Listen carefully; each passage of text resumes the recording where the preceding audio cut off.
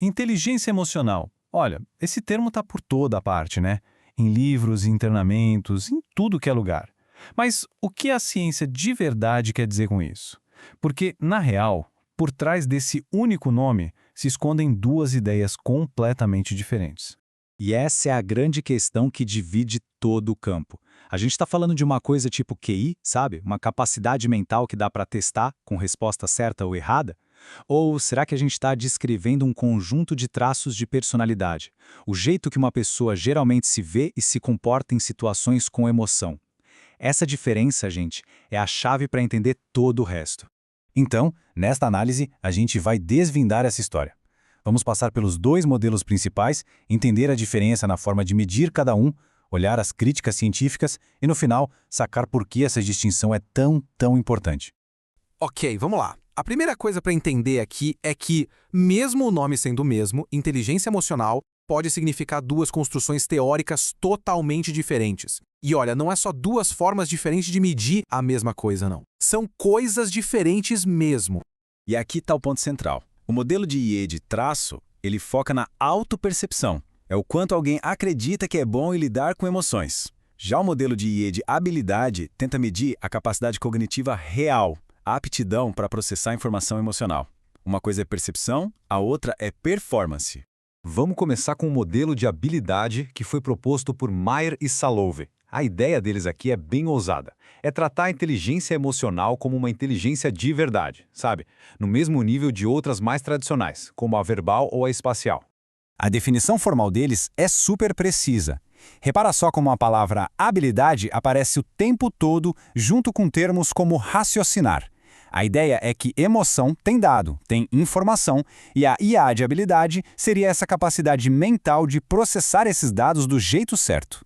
E esse modelo é tipo uma escadinha, com 4 níveis. A base de tudo é a capacidade de perceber as emoções. A partir daí, a pessoa consegue usar essas emoções para ajudar a pensar. O próximo passo é compreender a complexidade das emoções, como elas mudam, como se misturam. E lá no topo vem a habilidade de gerenciar as próprias emoções e as dos outros. Um nível depende do outro, entende? Agora vamos virar a página e ir para o outro lado da moeda, o modelo de traço do K.V. Patridge. Aqui, a conversa muda completamente. A gente sai da psicologia cognitiva e entra de cabeça na psicologia da personalidade. A definição aqui já diz tudo. A gente está falando de autopercepções. A IA de traço não é sobre o que a pessoa consegue fazer, mas sobre o que ela acredita que consegue fazer. É um traço de personalidade, quase uma autoeficácia emocional. E quando a gente olha os componentes da IE de traço, são coisas bem familiares, né? Autoestima, assertividade, são facetas da personalidade que a gente já estuda há muito tempo. O que o modelo do Patridge faz é organizar tudo isso numa estrutura, mostrando que tudo se refere a como a gente se percebe emocionalmente. Bom, a diferença mais importante entre os dois modelos está em como eles são medidos. E isso leva a gente para uma distinção clássica na psicometria, que é a ciência da medição psicológica, é a diferença entre medir desempenho típico e desempenho máximo. Isso não é um detalhe técnico, não. É o que define a natureza do que está sendo avaliado. A diferença fica cristalina quando a gente olha os métodos. A IA de traço é medida com questionários de autorrelato, perguntando como a pessoa costuma se sentir ou agir. Isso é desempenho típico. Já a IA de habilidade é medida com testes, com tarefas, buscando a melhor resposta possível. Isso é desempenho máximo. Um mede quem a pessoa é no dia a dia, o outro mede o que ela consegue fazer no seu melhor. E aí vem a prova dos 9. Quando os cientistas aplicam os dois tipos de teste nas mesmas pessoas, os resultados não batem. Eles não se correlacionam bem. Uma alta percepção da própria habilidade não garante uma habilidade real alta. Isso é a prova empírica de que estamos falando de duas coisas distintas. Agora que a distinção está clara, a gente pode olhar para as críticas e os problemas psicométricos de cada um. Porque, nenhum dos dois modelos é perfeito. A crítica mais forte ao modelo de habilidade vem, ironicamente, do próprio Patridge. A ideia de que um teste psicológico pode dar resultados sem sentido é uma acusação bem séria e a gente precisa entender o porquê. O problema todo está na subjetividade da emoção. Como é que se define uma resposta correta para uma questão emocional? Os testes usam o consenso da maioria ou a opinião de especialistas.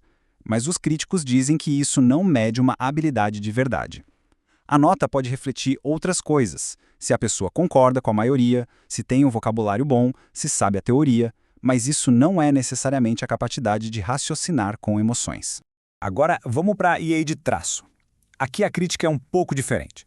O foco não é tanto na teoria, mas no jeito que ela é usada, ou melhor, mal usada.